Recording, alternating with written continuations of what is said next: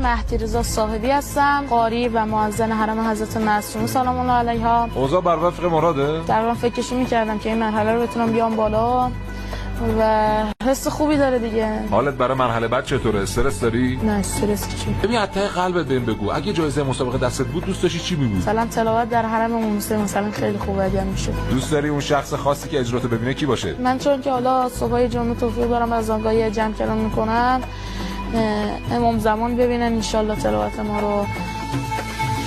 بسم الله الرحمن الرحیم. الله یا رحیم یا ارحم الراحمین یا رب یا رب. وای آفرین آفرین. بسم الله الرحمن الرحیم. الشمس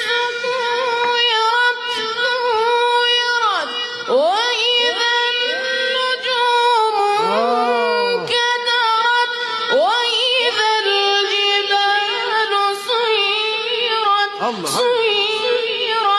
وإذا العشار عطلت وإذا الوحوش حشرت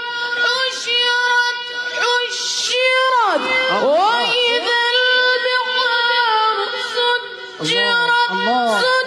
مهدی رضا صاحبی هستم، قاری و مؤذن حرم حضرت معصومه سلام الله علیها. اوضاع بر وفق مراده؟ در واقع فکرشو می‌کردم که این مرحله رو بتونم بیام بالا و حس خوبی داره دیگه. حالت برای مرحله بعد چطوره؟ استرس داری؟ نه استرس چی؟ ببین از ته قلبت بهم بگو اگه جایزه مسابقه دستت بود دوست داشتی چی می‌بود؟ مثلا تلاوت در حرم موسی مثلا خیلی خوبه اگه میشه. دوست داری اون شخص خاصی که اجراتو ببینه کی باشه؟ من چون که حالا صبحای جمعه توفیق دارم از آنگاهی جمع کلام میکنم، امام زمان ببینن ان شاء الله تلاوت ما رو.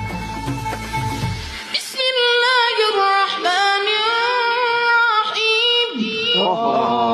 الله یا رحیم یا ارحم الراحمین یا رب یا رب. وای آفرین آفرین. بسم الله الرحمن الرحیم. الشمس كورت وإذا النجوم انكدرت وإذا الجبال سيرت وإذا العشار عطلت وإذا